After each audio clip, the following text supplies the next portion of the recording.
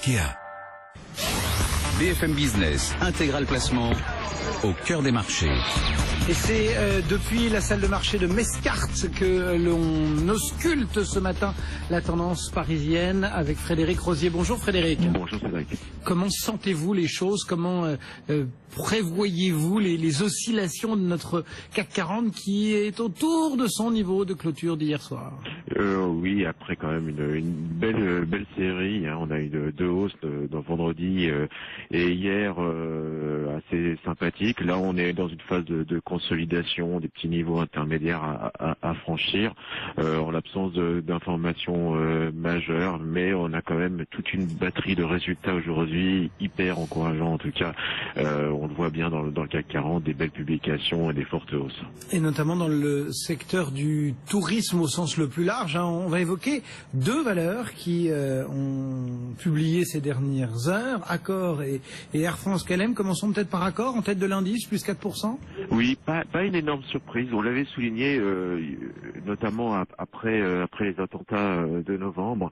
Le titre avait accusé le coup, hein, puisqu'on avait une baisse significative du cours de bourse. Le titre avait perdu à peu près 10 à 15% suite aux événements parisiens. Et c'est vrai qu'on se posait la question de la valorisation, oui ou non, aujourd'hui au regard de l'exposition d'Accor, notamment sur le marché parisien, est-ce que c'était justifié d'avoir cette baisse? Alors, lorsqu'on regarde la publication, on a quand même une progression du chiffre d'affaires de l'ordre de 3%.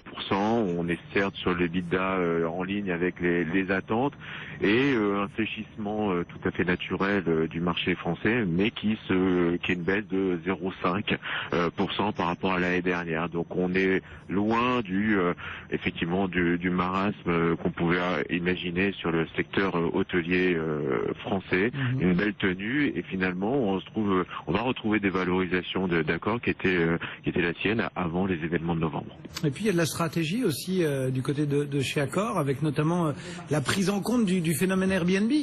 Oui, c'est vrai on a un impact, on le sent, donc il va falloir s'adapter à ce marché qui prend de plus en plus d'ampleur, même si c'est vrai, on le voit, le législateur va essayer de contrer un peu ce phénomène-là qui affecte quand même grandement aujourd'hui sur les marchés notamment domestiques.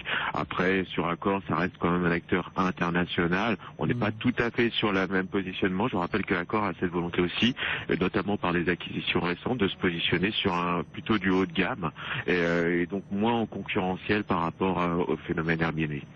Voilà donc pour l'aspect purement hôtelier. De l'autre côté, il faut bien amener ou déplacer les clients d'un hôtel à l'autre, et pour ça il y a Air France KLM, c'est ça? Là, c'est mon gros pari pour l'année. Loin de ces problématiques de grève qui ont affecté la société, dans un monde, c'est vrai, hyper concurrentiel, mais on a un effet qu'on a totalement sous-estimé, je pense, c'est l'effet baril. Lorsqu'on regarde la publication des résultats, on s'aperçoit que Air France a diminué de manière significative sa dette, on a une amélioration de sa rentabilité, et juste pour donner des chiffres, et ça donnait de l'ampleur des gains dus à la faiblesse du baril. La société estimait que sur un niveau de baril aux alentours de 44 $, je rappelle qu'on est quand même 10 $ en dessous au moment où on se parle, l'économie par rapport à 2014 était de l'ordre de 3,8 milliards de dollars. Donc on voit bien que sur ces niveaux-là, les gains sont significatifs. Ça va se répercuter à la fois sur l'allègement de la dette, même si le travail a été fait, mais sur la rentabilité globale, notamment parce qu'on a aussi énormément d'économies de coûts, un transfert vers Transavia qui va permettre à la société de mieux performer. Accor donc qui est en tête du CAC plus 4,05 et Air France KLM en tête des valeurs du SRD avec un décollage de 8,5% pour Air France KLM. Le CAC 4235 points, il est quasiment à l'équilibre. Merci beaucoup Frédéric Rosier depuis Mescart. BFM Business.